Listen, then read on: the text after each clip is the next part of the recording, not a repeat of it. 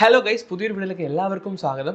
നമ്മുടെ വീഡിയോ കണ്ട് ഇഷ്ടപ്പെടുന്നുണ്ടെങ്കിൽ നിങ്ങൾ വീഡിയോ ലൈക്ക് ചെയ്യാൻ മറക്കരുത്. അതുപോലെ തന്നെ ആരെങ്കിലും സബ്സ്ക്രൈബ് ചെയ്യാൻ ബാക്കിയുണ്ടെങ്കിൽ സബ്സ്ക്രൈബ് ചെയ്ത് സപ്പോർട്ട് ചെയ്യുക. ഞാൻ ഈ വീഡിയോ എടുത്തുകൊണ്ടിരിക്കുന്ന സമയത്താണ് ഗൈസ് നമ്മുടെ നീരജ് ചോപ്രയുടെ ജാവലിൻ ത്രോ മത്സരം നടന്നത്. പാകിസ്ഥാൻ നമ്മളെ അട്ടിമറിച്ചിരിക്കുകയാണ് ഗൈസ്. പാകിസ്ഥാന്റെ നദീം എന്ന് പറയുന്ന മറ്റേ എറിയുന്നവൻ എറിഞ്ഞിട്ട് നീരജിന് സിൽവർ കിട്ടി, നദീമിനാണ് ഗോൾഡ് കിട്ടിയത്. നമ്മുടെ ആകെയുള്ള ഒരു ഗോൾഡ് പ്രതീക്ഷയായിരുന്നു, അത് പിന്നെ സിൽവർ ആയിട്ട് കലാശിച്ചു.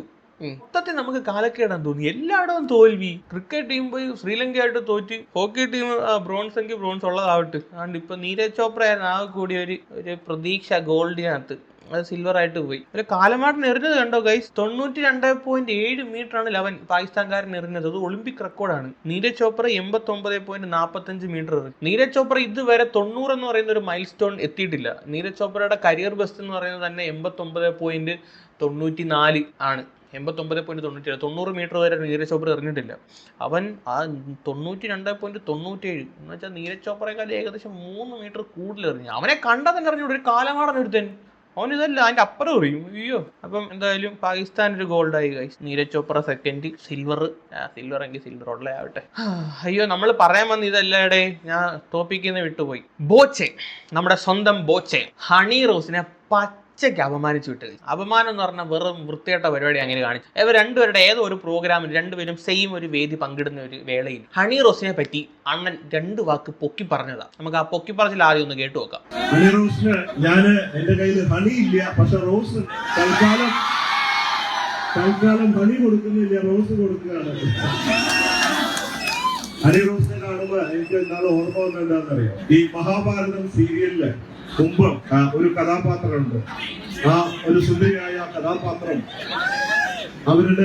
അവര് കുന്തി ദേവിയുടെ റോളാണ് എടുത്തിട്ടുള്ളത്. വളരെ ബ്യൂട്ടിഫുൾ. അവരെ കാണുമ്പോ എനിക്ക് ആ കുന്തി ദേവിയെ കാണുമ്പോ ഹണി റോസിനെയാണ് ഓർമ്മ.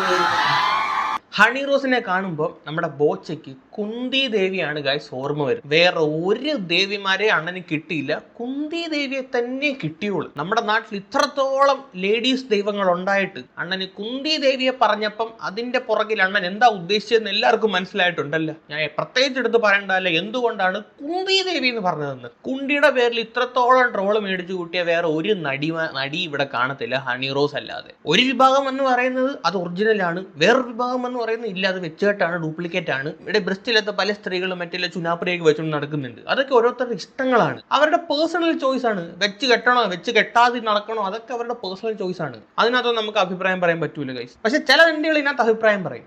ആ തെണ്ടികൾ എന്ത് വേണമെങ്കിലും പറഞ്ഞിട്ട് ഒരു കുഴപ്പമില്ല. പക്ഷെ ബോച്ചെ പോലെ ഒരാള് ആ ഒരു സ്ത്രീയെ, അവരൊരു സ്ത്രീയാണ് എന്ന് പോലും കണക്കാക്കാതെ ആ സ്റ്റേജ് വെച്ച് അവമാനിച്ചത് ഭയങ്കര മോശം എന്ന് പറഞ്ഞാൽ വെറും ചെറ്റപ്പരിപാടി കാണിച്ചു. ഉള്ള കാര്യം പറയാല്ലേ. അത് കേട്ട് കൈയടിക്കാൻ വേണ്ടി കുറെ ടീംസും. ബോച്ച ആ ഡയലോഗ് പറഞ്ഞപ്പോൾ തന്നെ അവിടെ ഉള്ളവന്മാർ എല്ലാവർക്കും മനസ്സിലായി ഈ കുന്തി ദേവി കൊണ്ട് ബോച്ച എന്താണ് ഉദ്ദേശിച്ചത്. അതിന്റെ കൈയടിയാണ് നിങ്ങൾ കേട്ടത്. ബോച്ചയുടെ കൈ ഒരുപാട് പൈസയുണ്ട്, നിങ്ങൾ ഒരുപാട് നല്ല കാര്യങ്ങൾ ചെയ്തിട്ടുണ്ട്, ഇതൊക്കെ നമ്മൾ അംഗീകരിക്കുന്നു, സമ്മതിക്കുന്നു. പക്ഷെ ബോച്ചെ, വിത്ത് ഓൾ റെസ്പെക്ട് ഞാൻ പറയുന്നു, ഇതൊരുമാതിരി മറ്റെടുത്ത പരിപാടി ആയിപ്പോയി. ഉള്ള കാര്യം പറയാമല്ലോ. വേറെ ആരെങ്കിലും ആയിരുന്നെങ്കിൽ ആ സ്റ്റേജിൽ നിന്ന് തന്നെ ഇറങ്ങിപ്പോയാൽ അവരാ നാട്ടുകാരെയും ചിലപ്പോൾ ആ പരിപാടി അലമ്പാക്കണ്ടെന്ന് വിചാരിച്ചിട്ടായിരിക്കും നിങ്ങൾ പറയുന്ന ഈ വെള്ളത്തരം കേട്ട് അവരവിടെ നിന്നത്.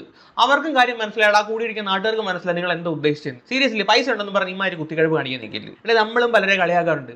പക്ഷെ അത് ഇങ്ങനെ ഒരാളെ സ്റ്റേജ് വിളിച്ച് വരുത്തി തൊട്ടടുത്ത് നിർത്തിയിട്ടല്ല ഇങ്ങനെ കളിയാക്കുന്നത്. ഹണി റോസിന്റെ കുണ്ടി ഉണ്ടെങ്കിൽ നിങ്ങൾക്ക് എന്തടേ, കുണ്ടി വെച്ച് ജീവിക്കട്ടെ.